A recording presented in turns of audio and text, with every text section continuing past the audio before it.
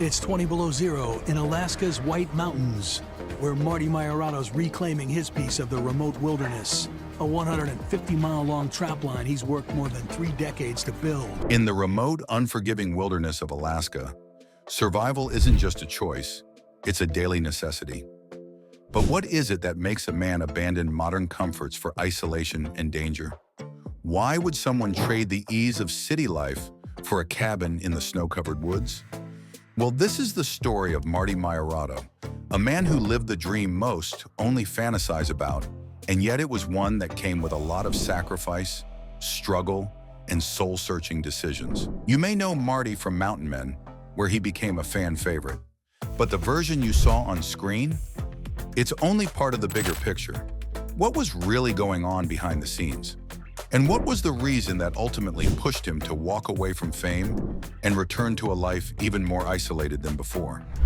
Let's unravel the untold journey of Marty Meierotto, a tale of grit, resilience, loss, and love.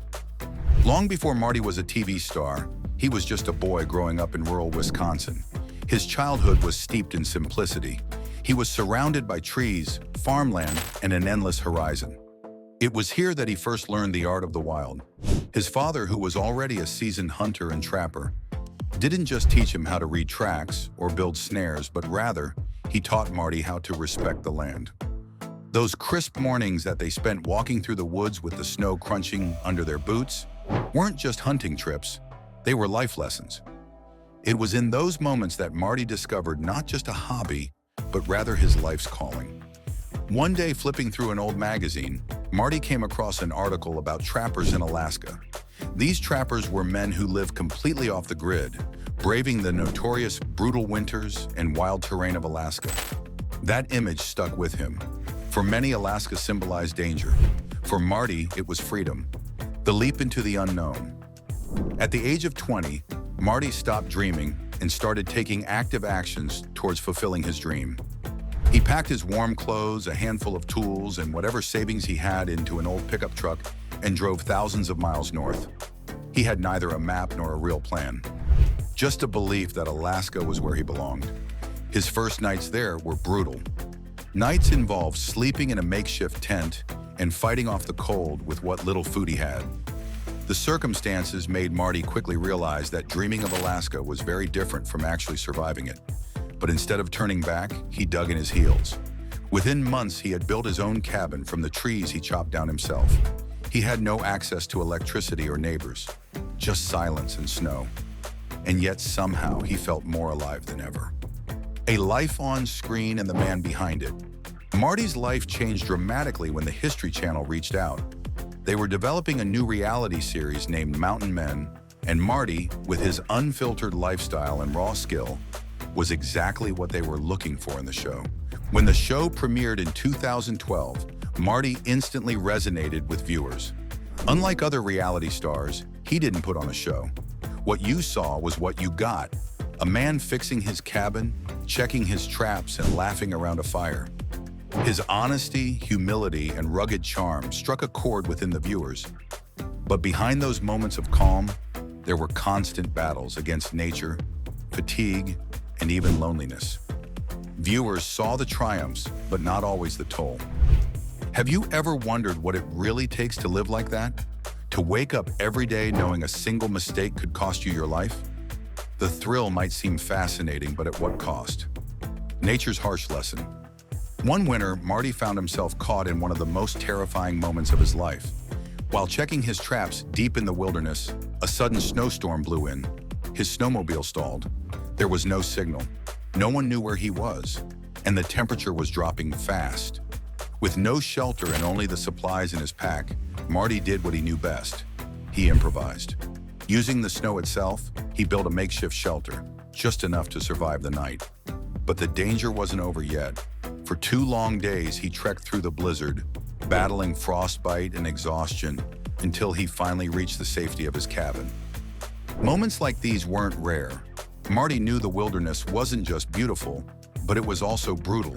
It took only one slip, one wrong turn, for everything to fall apart. And sometimes it did. The pain of loss. Perhaps one of the hardest chapters in Marty's journey came when his close friend, a fellow trapper, never returned from a routine check. The community searched, hoping for a miracle. But months later, when the snow thawed, they found his body. That loss shook Marty deeply to his core. It wasn't just a friend he'd lost, it was a waking reminder of how unforgiving the land could be. He began to reflect more on the life he was living, on the risks he took every day. Even then, he couldn't walk away. "This is the life I chose," he once said, "and no matter how hard it gets, I wouldn't trade it for anything." Family, his greatest anchor. While Marty's strength and skill kept him alive, it was his family that gave him purpose. His wife, Dominique, stood by him through it all. She gave up her comfort and the city life to be with him in the wild, never questioning his decisions, even when it meant isolation or hardship. Their daughter Noah was born into this life. From a young age, she learned how to chop wood, use tools, and understand the rhythms of nature. Marty often said that her smile made even the darkest days worth it. Evenings around the fireplace, meals shared in the warmth of the cabin, laughter echoing through the snow, these were the moments that gave his life meaning. When asked what kept him going, Marty didn't mention the thrill of trapping or the beauty of Alaska. He talked about his family, the criticism and controversy. Despite his love for the land and animals, Marty hasn't been able to escape criticism.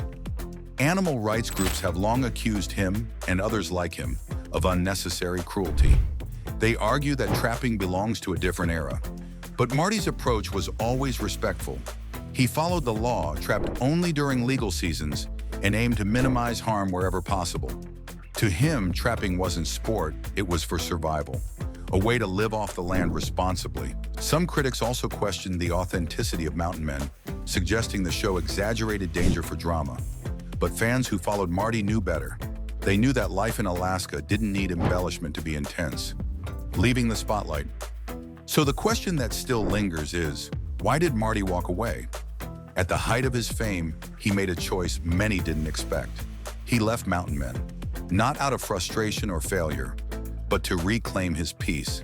As the cameras grew more constant, Marty began to feel his life, and especially his time with family, slipping away.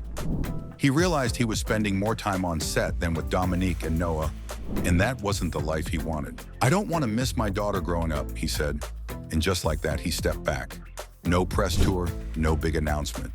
Just a quiet decision to return to the life he'd always loved. One of simplicity, freedom, and meaning. Marty Myeroto's story isn't just one of survival. It's a reminder that the best life isn't always the easiest one, and that sometimes walking away from fame is the bravest thing a person can do. His journey through the wild taught us more than how to trap or build a cabin. It taught us about resilience, love, and the courage it takes to live life on your own terms. So now it's your turn.